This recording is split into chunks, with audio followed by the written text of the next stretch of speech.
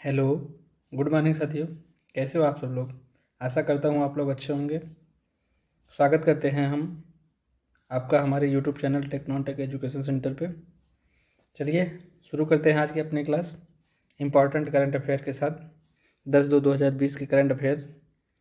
और आज हम लोग देखेंगे, जैसे कि कल हमने बोला था कि आज के लिए 10/2/2020 के दिन हम लोग बजट से संबंधित MCQ इम्पॉर्टेंट MCQ को देखेंगे, जो कि स्टैटिक जीके का पार्ट है। चलिए शुरू करते हैं करंट अफेयर। और शुरू करने से पहले एक इम्पॉर्टेंट जानकारी। दोस्तों, यदि आप लोग हमारे चैनल पर नए हैं तो हमारे चैनल को लाइक करें, सब्सक्राइब करें और ज़्यादा से ज़्यादा ग्रुप में शेयर करें। एक बात और है दोस्तों, हमारे टेक्नोटेक एजुकेशन सेंटर चैनल पे इलेक्ट्रॉनिक्स जेई की क्लासेस चलती हैं।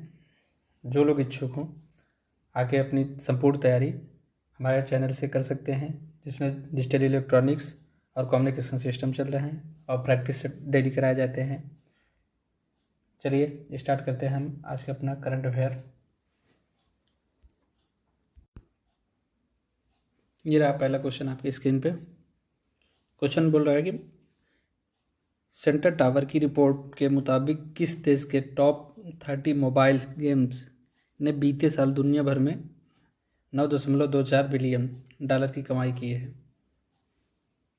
सेंटर टावर की रिपोर्ट के मुताबिक कौन सा देश है जो टॉप 30 मोबाइल गेम्स के बीते साल दुनिया भर में 9.24 बिलियन डॉलर की कमाई की है? इसका option A Japan, B America, C Australia, D Africa. इसमें एक ऑप्शन नहीं है, ऑप्शन इसमें से कोई भी नहीं है। इसका ऑप्शन होगा चीन। आप लोग अलग से लिख लीजिएगा, चीन। सही जवाब होगा इसका चीन। चलिए चीन से संबंधित कुछ तथ्य को देख लेते हैं, इम्पॉर्टेंट तथ्य। ये रहा आपकी स्क्रीन पे चीन। चीन की राजधानी बीजिंग है। सबसे बड़ा शहर संघाई है। चीन अपनी सीमा किन किन देशों के साथ साझा करता है? देखते हैं, मैपिंग में देखते हैं हम लोग।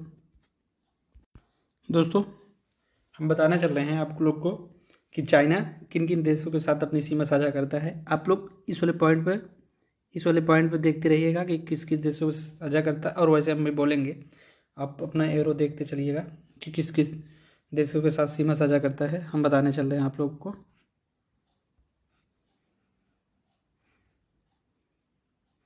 चाइना सबसे पहला मंगोलिया देश से अपनी सीमा साझा करता है। ये देखिए पूर्व में किससे करता है? रसिया से। और पश्चिम में किससे अपना देश सीमा साझा करता है? साउथ कोरिया से अपना पश्चिम में साझा करता है। और इधर देखिए म्यांमार से करता है और नेपाल से करता है अपनी सीमा साझा। अफगानिस्तान, कजाकिस्तान और उज्बेकिस्तान,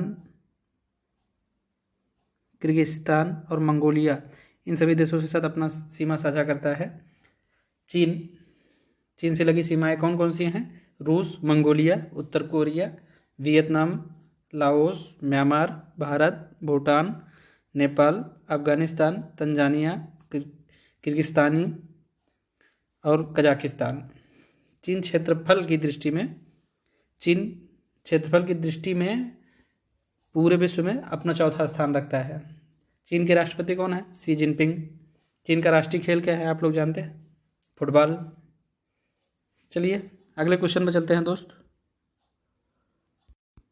यार अगला क्वेश्चन आपकी स्क्रीन पे। क्वेश्चन कह रहा है दोस्त, हाल ही में किसने Shri Ram real E state and business solution सहित इसके 6 डायरेक्टर्स और कर्मचारियों पर 40 लाख रुपए का जुर्माना लगाया है?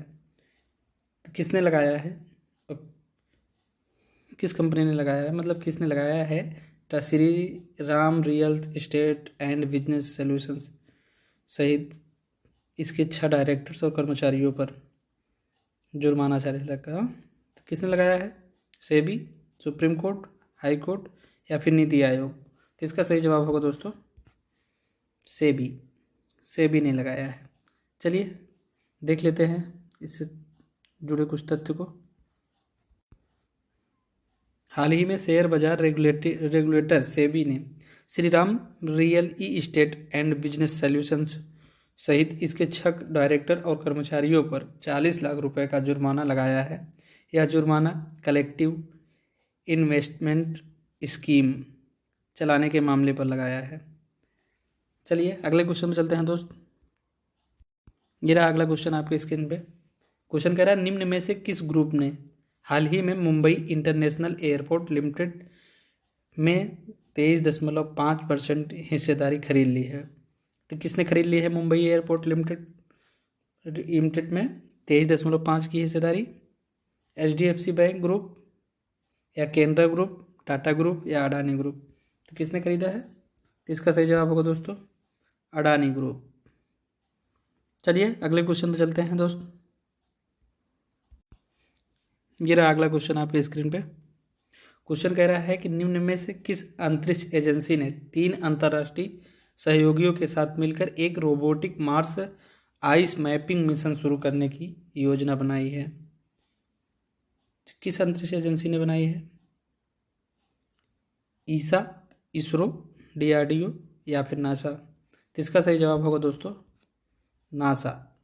चलिए नासा से जुड़े कुछ इंपॉर्टेंट तथ्य को देखते हैं दोस्त। अमेरिका की अंतरिक्ष एजेंसी नासा किसकी अंतरिक्ष एजेंसी है? अमेरिका की। National aeronautics and space administration ने हाल ही में 3 अंतर्राष्ट्रीय सहयोगियों के साथ मिलकर एक robotic Mars ice mapping mission शुरू करने की योजना बनाई है। इस मिशन में एजेंसी को मंगल पर प्रारंभिक मानव मिशन के लिए संभावित विज्ञान उद्देश्यों की पहचान करने में मदद मिलेगी।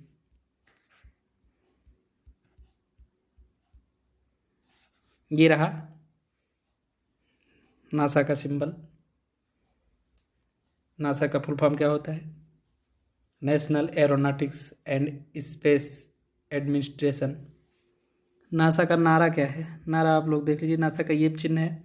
नासा का नारा है for the benefit of all. Hindi में इसे बोलते हैं सबकी भलाई के लिए। संस्था का अवलोकन चलते करते हैं हम लोग।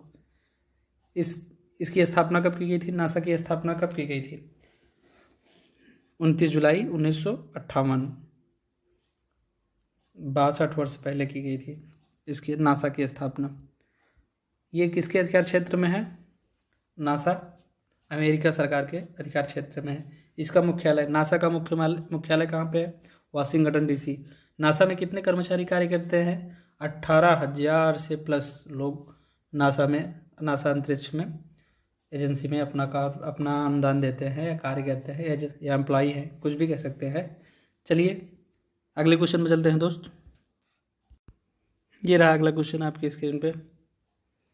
क्वेश्चन बोल रहा है कि चीन के तियानमेन-1 अंतरिक्ष खोज ने हाल ही में किस ग्रह की अपनी पहली छवि या फोटो भेज दी है? किस ग्रह की भेजी है फोटो? शुक्र, शनि, मंगल या बुध? तो यह मंगल ग्रह की छवि को भेजा है। चीन के तियानमेन अंतरिक्ष खोज ने हाल ही में मंगल ग्रह की अपनी पहली छवि फोटो भेज दी है। इस फोटो को चाइना नेशनल स्पेस एडमिनिस्ट्रेशन द्वारा जारी की गई है।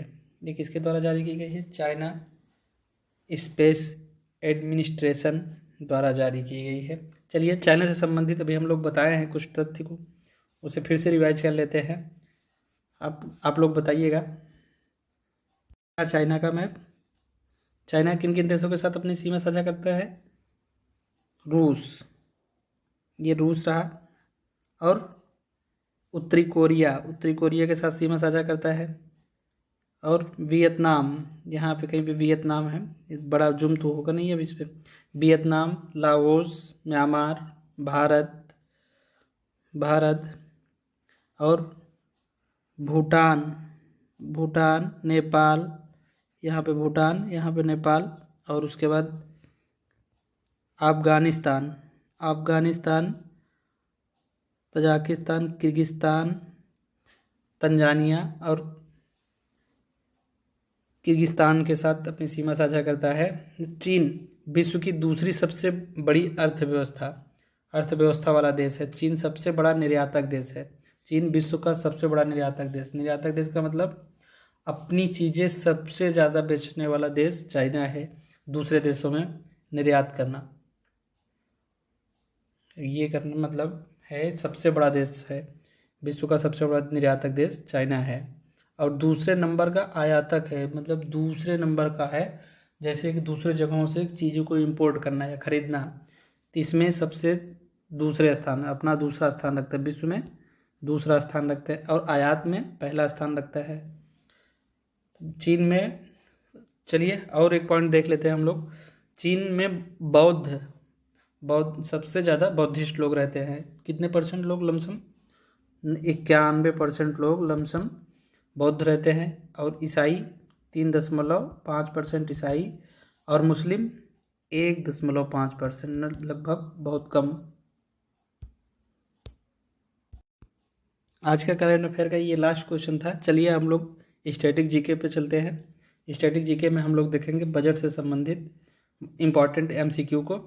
और हाँ दोस्त, यदि आप लोग हमारे चैनल पे नए हैं तो हमारे चैनल को सब्सक्राइब कीजिए, लाइक कीजिए और ज़्यादा से ज़्यादा सब्सक्राइब कीजिए, जिससे हम लोग मोटिवेट हो सके और आप सब लोगों के लिए अच्छे वीडियो अपलोड कर सके और अच्छे कंटेंट हम लोग लाएँ और बेहतर से बेहतर करने की कोशिश करें।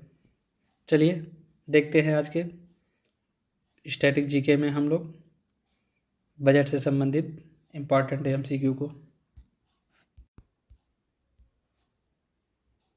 Union budget 2021-22 GK question and answer. पहला क्वेश्चन है, किस वर्ष में पहली बार पेपर रहित यूनियन बजट पेश किया गया है? किस वर्ष किया गया था, मतलब कहा जाएगा, है नहीं है का मतलब तो आप लोग समझ जाएंगे कि प्रेजेंट में चल रहा है। ऑप्शन ए है 2020, option B 2021, option C 2019, option D 2018। तो इसका सही जवाब होगा दोस्तों 2021। 2021 में पहली बार पेपर रहित यूनियन बजट पेश किया गया है। चलिए अगले क्वेश्चन में चलते हैं। ये रहा अगला क्वेश्चन आपकी स्क्रीन पे। बजट 2021 में बीमा क्षेत्र में एफडीआई सीमा को 74% तक बढ़ा दिया गया है। पिछली एफडीआई सीमा क्या थी? इस बार एफडीआई सीमा जो है 74% कर दी गई है। तो पिछले साल का पूछ रहा है, तो पिछले साल यानी 2018। तो इसका सही जवाब होगा दोस्तों 2021। 2021 में पहली बार पेपर रहित यूनियन बजट पेश किया गया है। चलिए अगले क्वेश्चन में चलते हैं। ये रहा अगला क्वेश्चन आपकी स्क्रीन पे। बजट 2021 में बीमा क्षेत्र में एफडीआई सीमा को 74% तक बढ़ा दिया गया है। पिछली एफडीआई सीमा क्या थी? इस बार एफडीआई सीमा जो है 74% कर दी गई है। तो पिछले साल का पूछ रहा है, तो पिछले साल यानी 2020 में एफडीआई सीमा क्या थी? 62%, 49%, 55% या फिर 35%। इसका सही जवाब होगा दोस्तों 49%। 2020 में एफडीआई कितनी थी? 49% थी। चलिए 49% से बढ़ाकर 74% कर दी गई है 2021 में एफडीआई। चलिए अगले क्वेश्चन चलते हैं दोस्त। ये रहा अगला क्वेश्चन आपके स्क्रीन पे। ये इम्पॉर्टेंट क्वेश्चन है। ये योजनाओं से संबंधित क्वेश्चन पूछे जाते हैं हमेशा। हर मतलब एग्जाम में 1 या 2 क्वेश्चन योजनाओं से संबंधित क्वेश्चन पूछ ही लिया जाता है। तो ये क्वेश्चन क्या कह रहा है? केंद्र सरकार द्वारा उज्ज्वला योजना किस वर्ष लॉन्च की गई थी? तो किस वर्ष लॉन्च की गई थी? 2017, 2016, 2015 या फिर 2014? तो इसका सही जवाब होगा दोस्तों 2015। 2015 में कौन कौन सी स्कीम आई थी? 2015 में 21 जनवरी 2015 को कौन सी योजना है? हृदय योजना। और 2015 की ही योजना है बेटी बचाओ बेटी पढ़ाओ। 2015 की ही योजना है प्रधानमंत्री मुद्रा योजना। 2015 की है प्रधानमंत्री सुरक्षा बीमा योजना, अटल पेंशन योजना, प्रधानमंत्री सुरक्षा बीमा योजना, प्रधानमंत्री आवास योजना, digital India mission, skill India mission, Deendayal Upadhyaya ग्राम ज्योति योजना, भारतमाला परियोजना, वन रैंक वन पेंशन योजना। ये सब 2015 के हैं। 2015 से संबंधित कौन कौन से हैं एक बार फिर से रिवाइज कर लेते हैं। हृदय योजना, बेटी बचाओ बेटी पढ़ाओ, प्रधानमंत्री मुद्रा योजना, प्रधानमंत्री सुरक्षा बीमा योजना, अटल पेंशन योजना, प्रधानमंत्री सुरक्षा बीमा योजना, प्रधानमंत्री आवास योजना, digital India mission, skill India mission, Deendayal Upadhyaya ग्राम ज्योति योजना, भारतमाला परियोजना, वन रैंक वन पेंशन योजना। ये सब योजनाएं 2015 की हैं। ये सब प्रधानमंत्री नरेंद्र मोदी के कार्यकाल में सब चालू की गई हैं कार्यक्रम। चलिए 2017-16 से भी देख लें। 2016 में क्या क्या लॉन्च किया गया था, कौन कौन सी योजना चालू की गई थी प्रधानमंत्री 2016 में। 2016 से देखते हैं। 2016 में प्रधानमंत्री फसल बीमा योजना, स्टार्टअप इंडिया और सेतु भारत परियोजना, Shyama Prasad Mukherjee national rurban skill mission, stand up India कार्यक्रम की शुरुआत 2016 में की गई थी। 2017 से भी संबंधित कुछ देख लेते हैं। 2017 में कौन कौन सी योजनाएं चालू की गई थी। वरिष्ठ पेंशन बीमा योजना है, उड़ान योजना, प्रधानमंत्री वय वंदना योजना, दरवाजा बंद अभियान, प्रधानमंत्री ग्रामीण एक्सप्रेस योजना, प्रधानमंत्री सहज बिजली घर हर घर योजना, सौभाग्य, इसे दूसरा नाम इसको सौभाग्य से बोलते हैं, साथी अभियान 2017 का इम्पोर्टेंट मतलब कार्यक्रम रहा। दीनदयाल स्पर्श योजना 2017 का ही है। भारत नेट योजना 2017 का ही है। खेलो इंडिया स्कूल गेम ये कब का है, 2017 का तो नहीं है ये। 2014 की स्कीम देख लेते हैं। 2014 में जिस बार मतलब प्रधानमंत्री नरेंद्र मोदी अपने शासनकाल में अपना शासनकाल स्टार्ट किए थे, उसमें देख लेते हैं कौन कौन सा कार्यक्रम और प्रमुख योजनाएं चलाई गई थी। प्रधानमंत्री जनधन योजना का शुभारंभ कब किया गया था, वर्ष 2014। मेक इन इंडिया 2014, स्वच्छ भारत मिशन का शुरुआत 2014 में किया गया था। संसद आदर्श ग्राम योजना 2014 में स्टार्ट किया गया था। मिशन इंद्रधनुष योजना 2014 में स्टार्ट किया गया था। ये रहा सब इम्पोर्टेंट सब दोस्त। आप लोग आशा करते हैं आप लोग लिख लिए होंगे कहीं ना कहीं आराम से।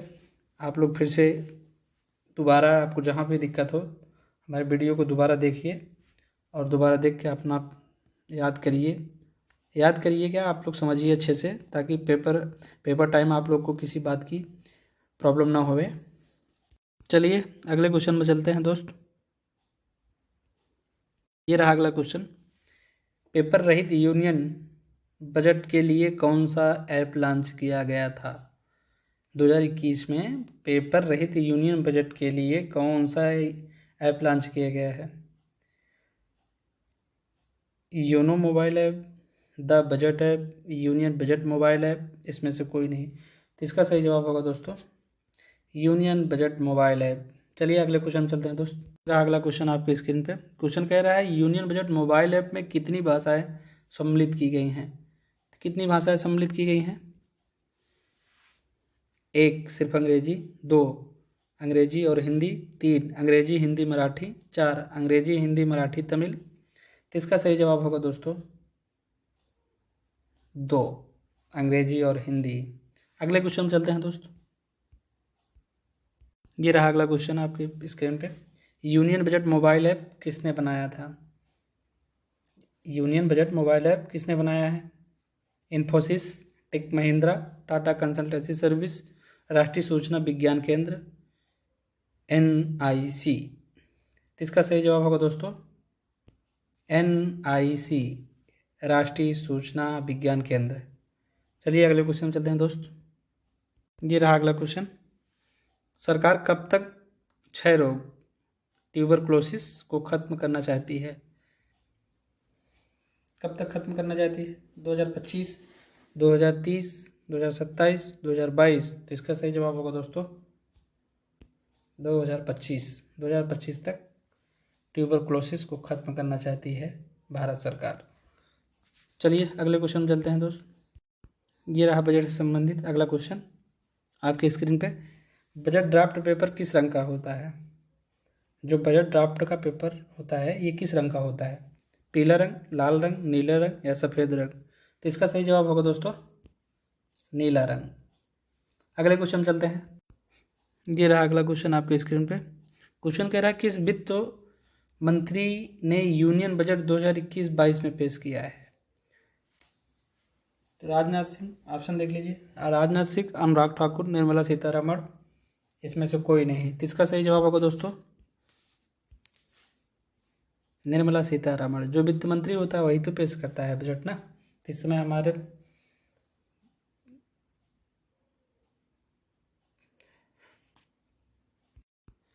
वित्त मंत्री हैं निर्मला सीतारमण जी, जो इस बार का बजट पेश किए हैं। चलिए अगले क्वेश्चन पर चलते हैं दोस्त। ये रहा अगला क्वेश्चन आपके स्क्रीन पे। क्वेश्चन कह रहा है किस वित्त मंत्री ने सबसे ज़्यादा बार बजट पेश किया है? 10 बार बजट पेश किया है। किस वित्त मंत्री ने किया है? निर्मला सीतारमण, मोरारजी देसाई, अरुण जेटली या इसमें से कोई नहीं। तो इसका सही जवाब होगा दोस्तों ऑप्शन बी मोरारजी देसाई। मोरारजी देसाई 10 बार बजट पेश किए हैं।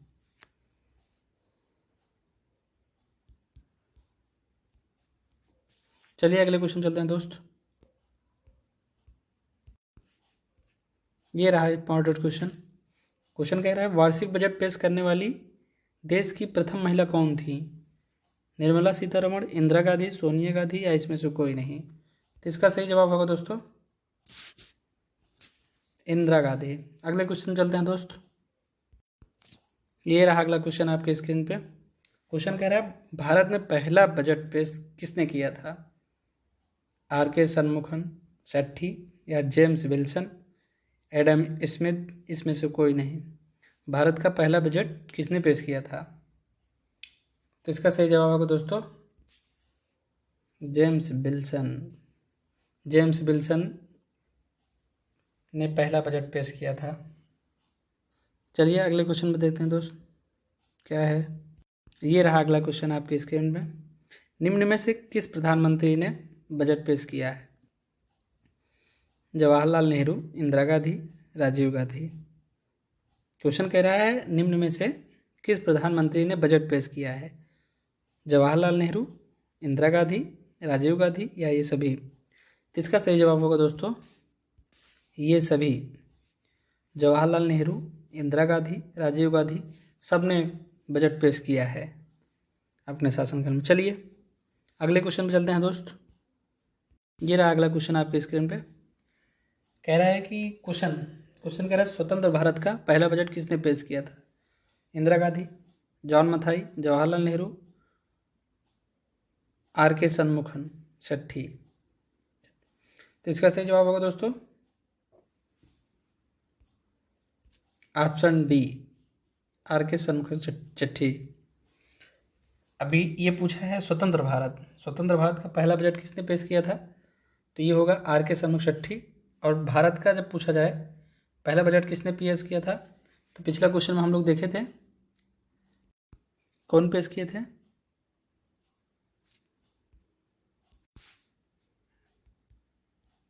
जेम्स विल्सन ने पेश किया था भारत का पहला बजट, और स्वतंत्र भारत का आर.के. शनमुखम, सेट्ठी। चलिए अगले क्वेश्चन चलते हैं दोस्त। ये रहा अगला क्वेश्चन। भारत के किस वार्षिक केंद्रीय बजट को काला बजट कहा जाता है? किस वार्षिक बजट को काला बजट कहा जाता है? बजट 2020-21, बजट 2016-17, बजट 1973-74, इसमें से कोई नहीं। तो इसका सही जवाब होगा दोस्तों option D, option C, budget 1973-74। को काला बजट कहा जाता है। चलिए अगले क्वेश्चन चलते हैं दोस्त। ये रहा आपकी स्क्रीन पे आज का लास्ट क्वेश्चन। भारत में आयकर प्रारंभ करने में कौन उत्तरदायी था? Adam Smith, James Wilson, PC, Mahal novice, इसमें से कोई नहीं। तो इसका सही जवाब होगा दोस्तों जेम्स विल्सन। भारत में आयकर प्रारंभ करने वाले कौन है? James Wilson. आज के लिए बस इतना ही दोस्त, धन्यवाद।